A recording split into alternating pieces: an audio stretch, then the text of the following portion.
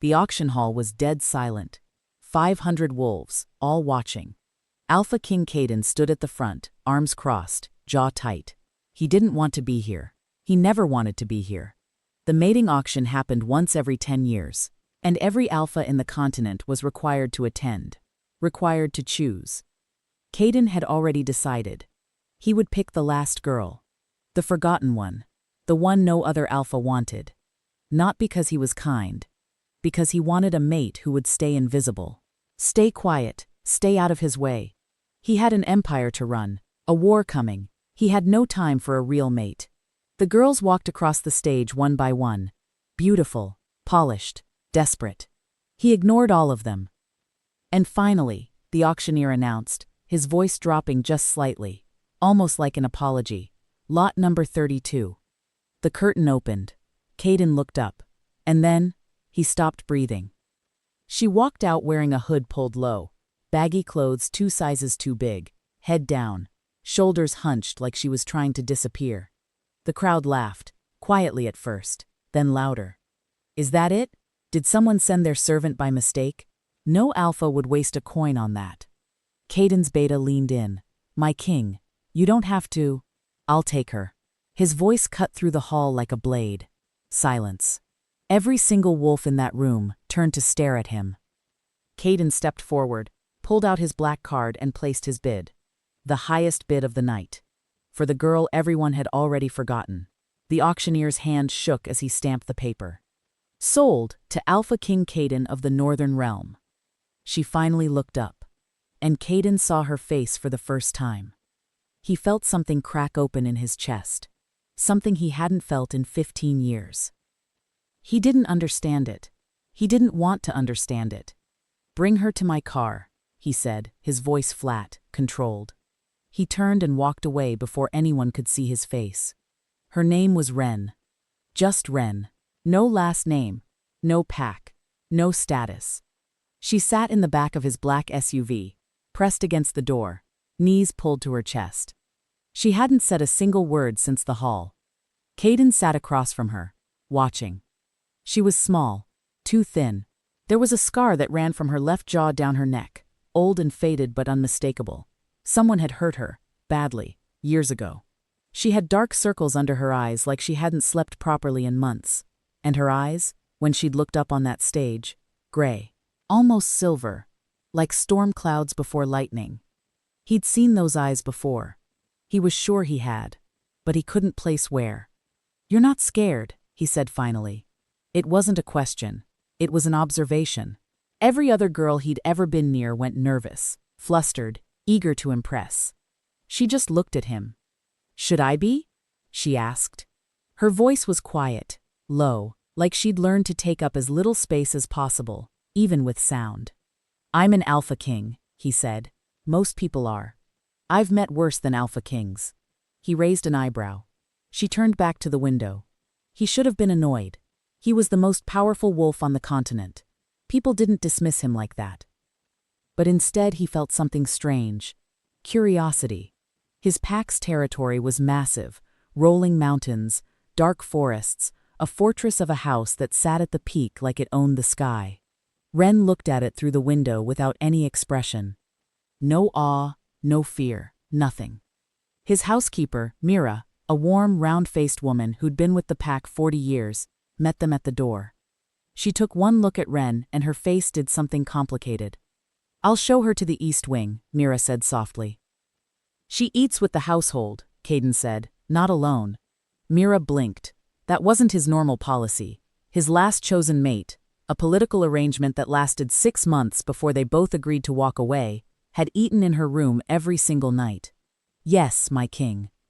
He went to his study, closed the door, sat at his desk, and stared at the wall for 20 minutes doing absolutely nothing. That night, he pulled her file. Every girl at the auction had a file. Pack history, family lineage, medical records, the usual information alphas use to make their selections. Wren's file was 3 pages. 3 pages, where most had 30. Name, Wren, unknown surname, age, 23. Pack, none, formerly Ashford Pack, released at age 16. Status, Omega, lowest rank, Family, unknown. Special notes. Subject has shown no wolf shift in 7 years. Possible dormant shifter, maybe human adjacent. He read that last line 3 times. Dormant shifter. That meant her wolf had gone quiet inside her. It happens sometimes, with trauma, with abuse. The wolf retreated so deep it stopped responding. He thought about the scar on her neck. His jaw went tight. He kept reading. There was one more line at the bottom. Added by someone different handwriting, different ink. Do not let her remember who she is. He stared at that line for a long time. Then he picked up his phone and called his head investigator. I need everything you can find on a girl named Wren. Previously of the Ashford pack. Whatever they're hiding, find it. 3 weeks passed. Wren was strange to live with. She woke up before dawn every morning and sat in the garden. Just sat there, still as a statue, watching the sky change color. She helped Mira in the kitchen without being asked, quietly, efficiently, like she'd spent years making herself useful to avoid being a burden. She read, constantly, whatever books she could find. She never asked him for anything. Not one thing. Most people in his house wanted something from him, his favor, his attention, his protection. They orbited around him. Wren acted like he wasn't there. It was deeply annoying. The first real conversation happened by accident. It was past midnight. Caden couldn't sleep. He rarely could anymore, not with the war negotiations falling apart and 3 rival alphas making moves on his borders. He came downstairs for coffee and found Wren at the kitchen table, a book open in front of her, a mug in her hands. She looked up when he walked in. Neither of them said anything for a moment. He made his coffee, leaned against the counter. You don't sleep much, he said. Neither do you. I have a kingdom to worry about. I know, a pause. What's happening with the eastern border? He looked at her sharply. How do you know about that? Mira talks. The guards talk.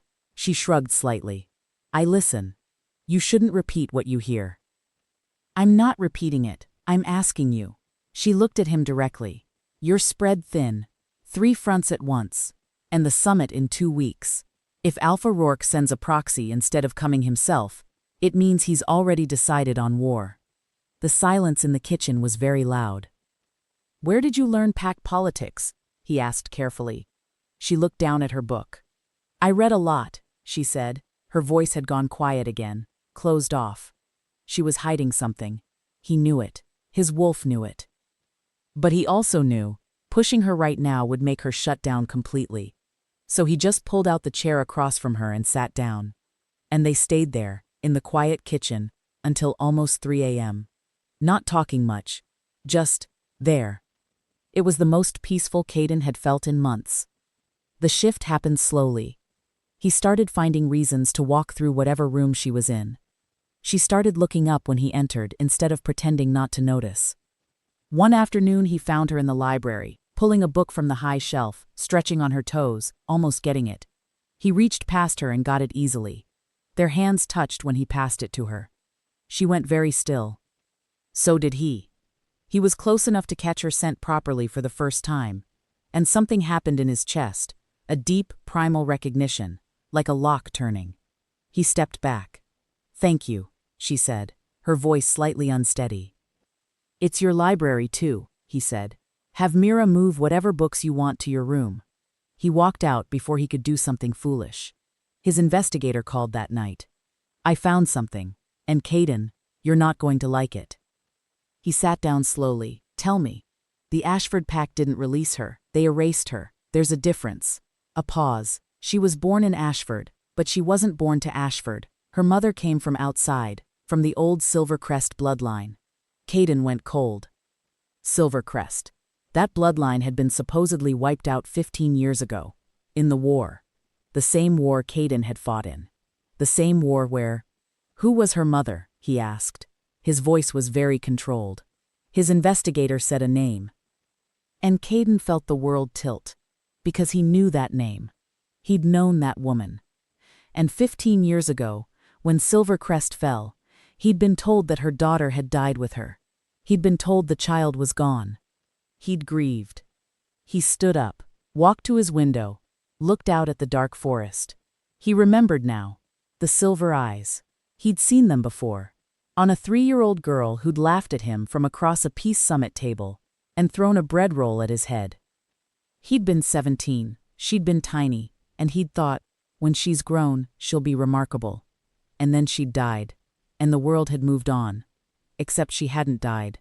She'd been hidden, erased. Who knew? He asked. The Ashford Alpha. And someone else, someone high up. This was a coordinated cover-up, Caden. Whoever hid her was scared of what she'd become. He thought about the note in her file. Do not let her remember who she is. She didn't know. She had no idea who she was. Send me everything, he said quietly. Every document. Tonight. He found her in the garden, same place she always went at dusk. He sat beside her, said nothing for a minute. The sky was going orange and red over the mountain. I need to tell you something, he said, and I need you to hear all of it before you say anything. She turned to look at him. There was something in his face she hadn't seen before. He looked open, like a wall had come down. Okay, she said carefully. He told her. Not everything at once, slowly, carefully, watching her face as each piece landed. Her mother, Silvercrest, the old bloodline, the war, what that bloodline meant, the power it carried, the reason someone had wanted it buried. She listened without moving. When he was done, the sky had gone dark. You're saying I'm not an Omega, she said. Her voice was strange, flat. I'm saying you were made to believe you were. They suppressed it, possibly with something chemical, possibly with conditioning. But Wren, he leaned forward slightly, your wolf didn't go dormant from trauma. She was locked away, on purpose, by someone who was afraid of what you'd be if you came into your power. She was quiet for a long moment. That's a lot to believe. I know. You could be making this up, to control me, to use whatever this bloodline is for your own politics. Yes, he said simply. I could be. She looked at him. But you're not. No. Why should I trust that? Because if I wanted to use you politically, the smarter move was to never tell you any of this. He held her gaze. You'd be more useful not knowing. She thought about that. And then something happened. She'd been holding herself together very tightly. He could see it now. The way she always sat, always stood, always braced, like she was waiting for the next hit. She let out a breath, and something in her face cracked open, not in a broken way, but the way ice cracks in spring, the way something thaws.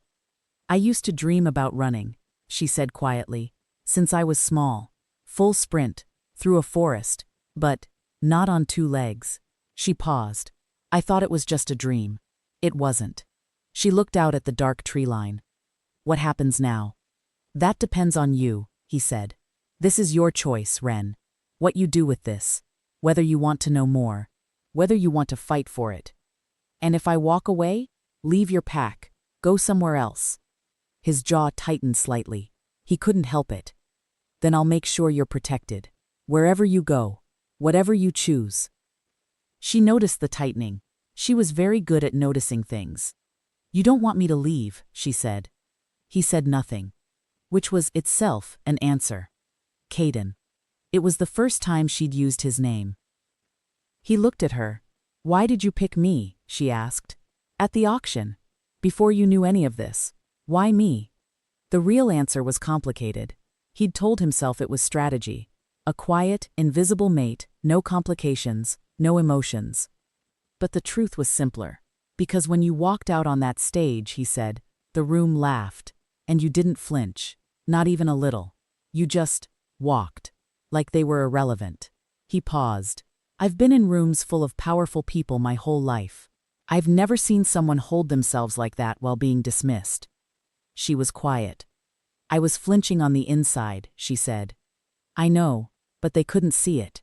His voice was low. That's its own kind of strength. The night was fully dark now. She turned to look at him, really look at him, and for the first time since he'd met her, she wasn't guarded. I'll stay, she said. For now. I want to know who I am. For now, he agreed. But they both knew. For now had already started becoming something more. It happened 3 days later. She was in the forest, alone. She'd started going there in the evenings, just walking, feeling the ground. Caden was watching from the edge, far enough to give her space, but close enough that his wolf wouldn't stop pacing. He saw her stop, go still, her head tilted back. And then, the air changed. It's difficult to explain what it looks like when a suppressed wolf finally breaks through 7 years of forced silence. It's not violent. It's not dramatic. It looks like someone finally exhaling after holding their breath for years. Silver light, just for a moment, around her outline. And then the wolf. She was massive. For a female wolf, completely extraordinary. White-silver, like moonlight given form. She stood in the middle of the forest and looked around like she was seeing the world for the first time. Then she turned and found Caden at the tree line. She looked at him. His wolf, who had been silent and stone-cold for the better part of a decade, surged forward in his chest, howling. "She's ours," it said, not a whisper, a certainty. Caden stepped forward. The silver wolf walked toward him. They met in the middle of the dark forest. He crouched down, eye level, and she put her enormous head against his chest. He closed his eyes. Neither of them moved for a long time. The forest was quiet. The war was still coming. The politics were still complicated. The secrets weren't all uncovered yet. But right now, in this moment, something that had been broken for a very long time was finally, slowly beginning to heal. For both of them.